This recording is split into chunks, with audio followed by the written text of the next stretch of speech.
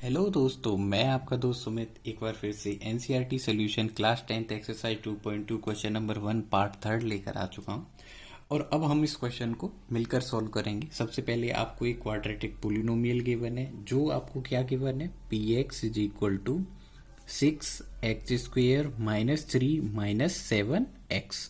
सबसे पहले हम दिमाग ये लगाएंगे, क्या ये स्टैंडर्ड फॉर्म में है? तो इसका आंसर है नो, ये स्टैंडर्ड फॉर्म में नहीं है। तो क्यों सुमित, ये स्टैंडर्ड फॉर्म में क्यों नहीं है? तो आप इसका आंसर कर सकते हैं कि सुमित ये इसलिए स्टैंडर्ड फॉर्म में नहीं है क्योंकि ax² प्लस bx होता है। दैट मीन्स x वाला टर्म बीच में आता है, मिडिल टर्म होता है। और यहाँ पे तो x वाला जो टर्म है उसको लास्ट में लिख रखा है इन्होंने।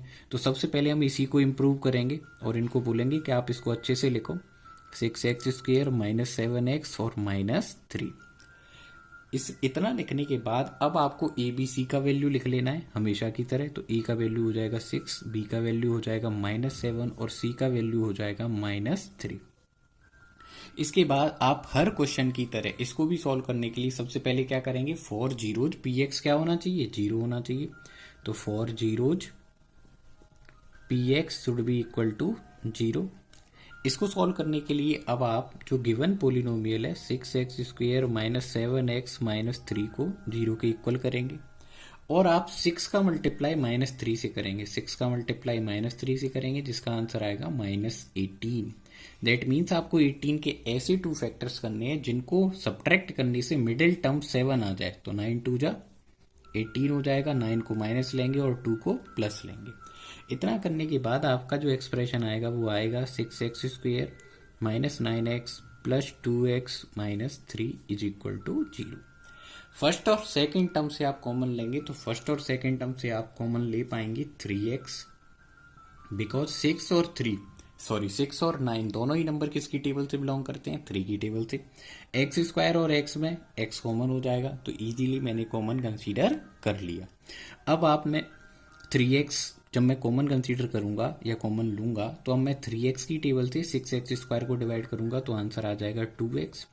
3 से जब 9 को डिवाइड करूंगा तो 3 आ जाएगा, x से x डिवाइड हो जाएगा और जो इनका मिडिल साइन आएगा वो माइनस आ जाएगा, माइनस ऑपरेटर से ये सॉल्व होंगे।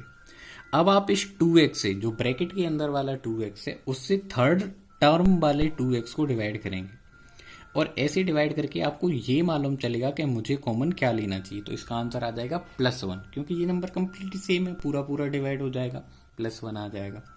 तो जब आप यहाँ से +1 कॉमन लेंगे तो नंबर्स चेंज नहीं होंगे। 1 साइन, देखो अगर आप +1 कॉमन लेते हो तो कोई चेंज नहीं होता, अगर आप -1 कॉमन लेते हो तो साइन चेंज हो जाते हैं। तो साइन क्या हो जाते हैं, चेंज। अभी आप +1 कॉमन ले रहे हो तो इनके साइन चेंज नहीं होंगे, 2x प्लस का ही रहेगा, 3 माइनस का ही रहेगा। तो आप इसको राइट करेंगे 2x minus 3 is equal to 0।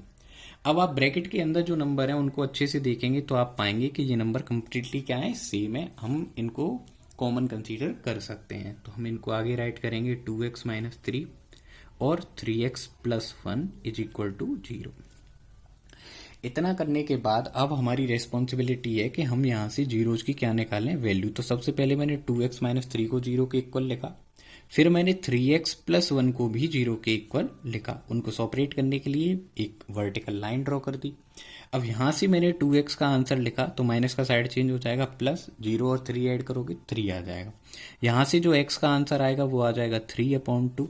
Similar way में मैंने 3x इज इक्वल टू लिखा -1 और x इज इक्वल टू आ गया -1/3।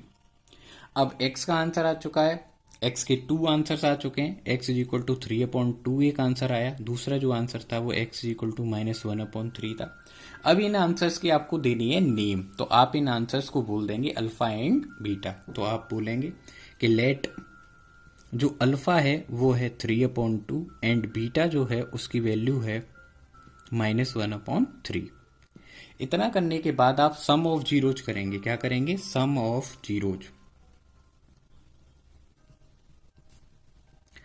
अब आप जब सम ऑफ जीरोज करेंगे तो अल्फा और बीटा की वैल्यू को सम करेंगे, आप 3/2 में ऐड करेंगे -1/3। आपको कोई प्रॉब्लम ना आए तो प्लस इंटू माइनस सॉल्व कर लेना आप। तो सबसे पहले हो जाएगा -1/3। अब आप एलसीएम कंसीडर करेंगे, एलसीएम आ जाएगा 6।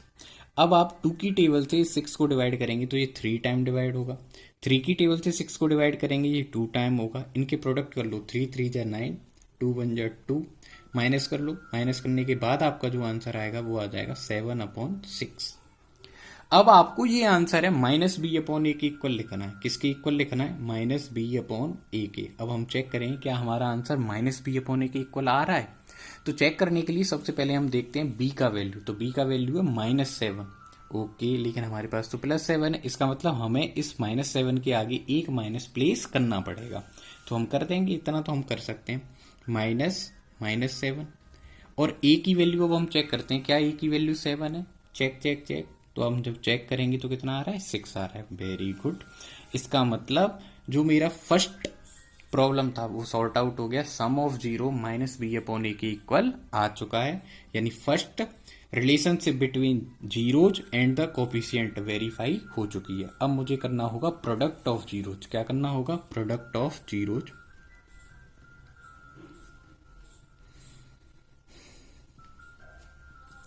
प्रोडक्ट ऑफ जीरो में आपको अल्फा और बीटा का मल्टीप्लाई करना है। अल्फा के प्लेस पर आप वैल्यू प्लेस करेंगे 3/2, बीटा के प्लेस पर आप वैल्यू पुट करेंगे -1/3। 3 से 3 कैंसिल हो जाएगा और आपका आंसर आ जाएगा -1/2। अब आपको चेक करना है क्या जो मेरा आंसर है क्या वो c/a के इक्वल है। तो सबसे पहले c का वैल्यू चेक करा, तो मैंने c का वैल्यू देखा कि c का वैल्यू तो -3 है और a का वैल्यू है 6। तो अब मैंने इन नंबर्स को यहाँ पुट करा, -3/6। अब देखो, अब आपको चेक करना है क्या -3/6 को सॉल्व करके -1/2 बन सकता है। तो आप बोलेंगे यस, डेफिनेटली बन सकता है, क्योंकि इसमें तो कोई प्रॉब्लम ही नहीं है। 3 की टेबल से आप 3 को डिवाइड कर देंगे, 6 को भी डिवाइड कर देंगे। 3 से 3 1 टाइम डिवाइड होगा, 3 से 6 2 टाइम हो जाएगा, माइनस के प्लेस पर minus. That means product of zeros c/a के इक्वल हो गया। इस तरीके से मैंने exercise number 2.2 question number 1 part 3 को भी कंप्लीट कर दिया है। आई होप आपको ये एक्सप्लेनेशन अच्छे से समझ में आई होगी। इन क्वेश्चंस को सीखने के बाद आप इन वीडियोज को अपने दोस्तों के साथ ज़्यादा से ज़्यादा शेयर करके इस चैनल को सपोर्ट कर सकते हैं। Thank you for your support.